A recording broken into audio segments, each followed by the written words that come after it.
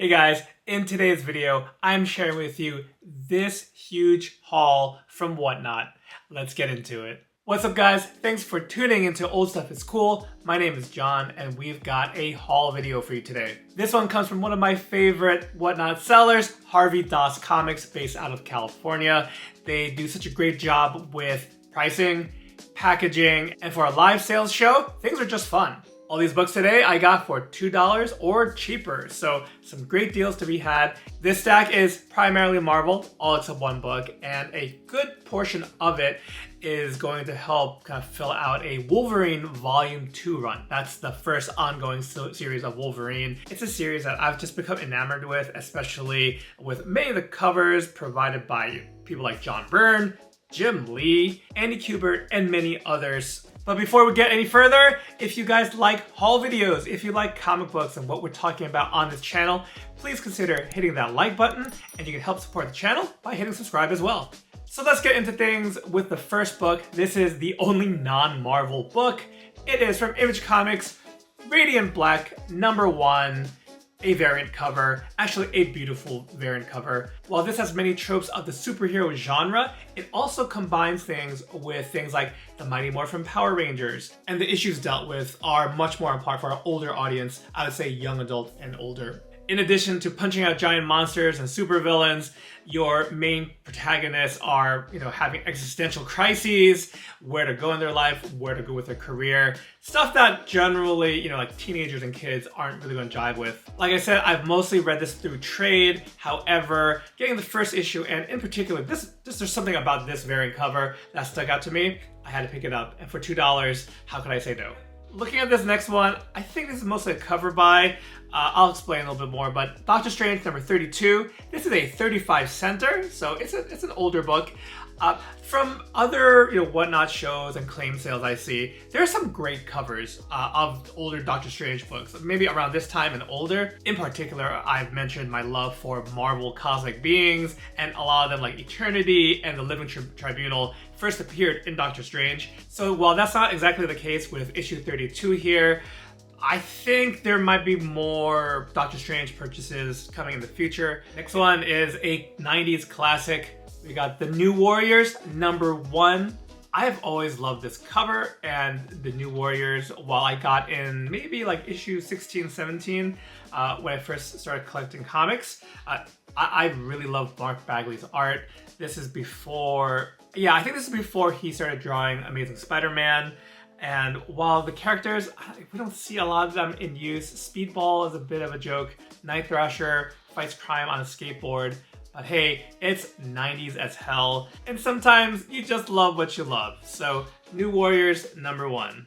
Next up, we've got a few Fantastic Four books. I really like the John Byrne era in particular, but we've got a few key / kind of well-known covers. We have the issue, what number is this? 265, where She-Hulk joins the team. This is following Secret Wars, where Thing, Ben Grimm, kind of leaves the team for a bit to do his own thing. He got his own solo series and had a bunch of adventures there.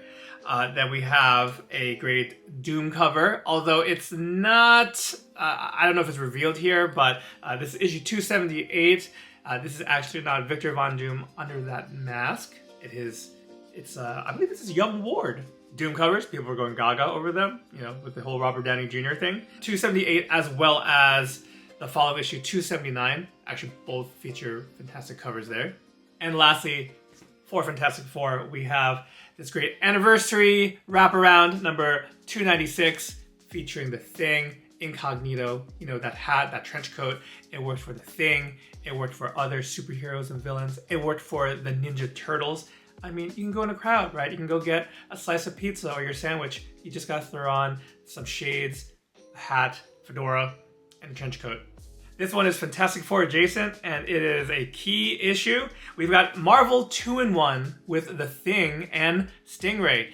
Now, this is issue number 64, and it actually is known for the first appearance of Sidewinder, who is set to appear in the new Captain America Red Hulk movie coming out soon. I already have a soft spot for Marvel 2-in-1, and then finding a key issue was a no-brainer.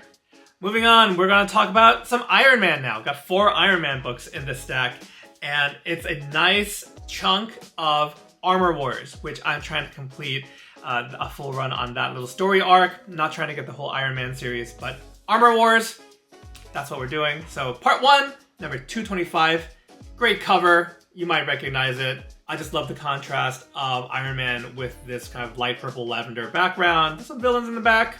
That is followed by issue number 226. Our boy Stingray is back. I actually don't know a lot about that character. He's a bit of a D-list, maybe reserve Avenger, if you will. And that's followed by issue 229.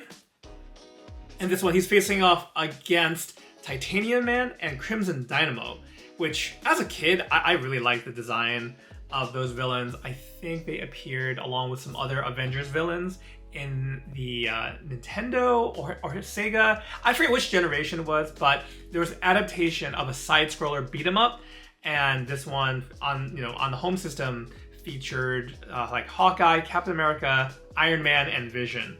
So very cool action-packed cover there.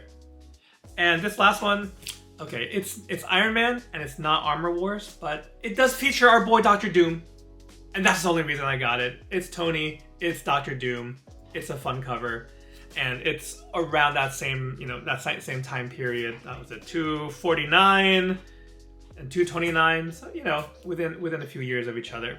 So that's it for the Iron Man section.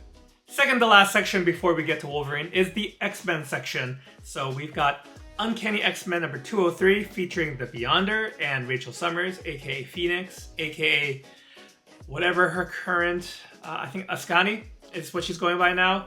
All these substitute names they've tried to stick on her, it's kind of like with Captain Marvel. And we're talking about Carol Danvers. Prior to landing on Captain Marvel, they tried Warbird, they tried other stuff. She was Ms. Marvel for the longest time. I think a little bit of that superhero name shuffle is hurting this character as well. But this is helping complete my Uncanny X-Men run. And that's followed by a bunch of X-Men annuals. This first one, number 9, has a great cover. It's got Asgardian version of Storm, who, based on the trailer, we're going to see real soon in What If. And that is followed by X-Men Annual number 12, and this is part of the Evolutionary War crossover.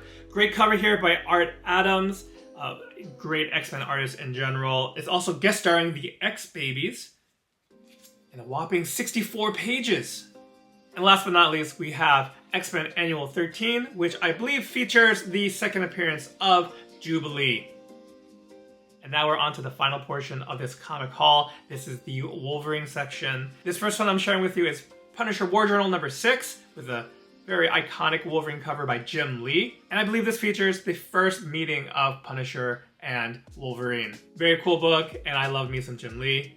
And now let's move on to the big chunk of Wolverine Volume 2. We got Wolverine 21, and that features some excellent John Byrne art. Very stark red cover here.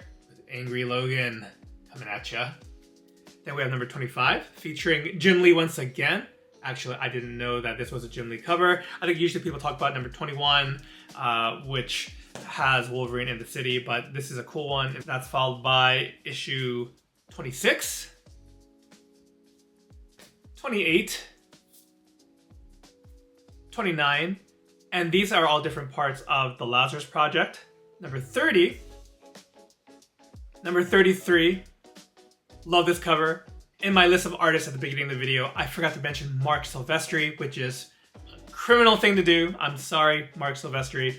Some fantastic covers, which you're about to see. Besides this one, we've got issue 41, which I think is the first time Cable and Sabretooth meet, but this kind of sewer battle, this one's etched in my memory. This is an upgrade, actually, to the copy I had in my personal collection. Then we have number 43. Some more Silvestri goodness with number 44. The more I see the brown and tan costume, the more I question whether the yellow and blue is my favorite costume of his. We got issue 45, with all sorts of hijinks going on there.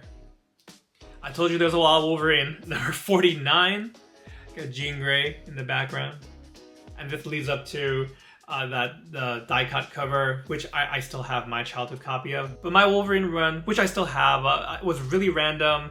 It's not a book I picked up monthly. Again, I think I was cover buying back then, or gimmick covers, you know, again, issue 50, when there's the hologram in issue 75. I made sure to pick those up, but oftentimes I think the actual content of the Wolverine stories were probably darker than what I preferred back then. I've come to appreciate them. I mean, they're not always the most in-depth stories, but a lot of times it's like the atmosphere and kind of the underlying melancholy / sadness of such an intense character like Wolverine, I've come to appreciate more in later times.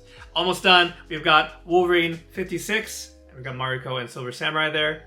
And then the last is a key issue, Wolverine 57, featuring the death of Mariko.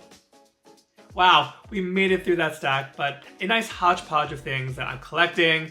Some things old, some things new. Again, Doctor Strange. I don't know where that's going. I think there's other things to focus on first, but this might be the start of another rabbit hole. I'm calling it here. So that'll do it for this haul video. Guys, what were your favorite books in this pickup? What have you gotten for your personal collection lately? Let me know in the comments below. Otherwise, thank you again for your time, for joining me for this video, and I hope to catch you in the next one. Take care.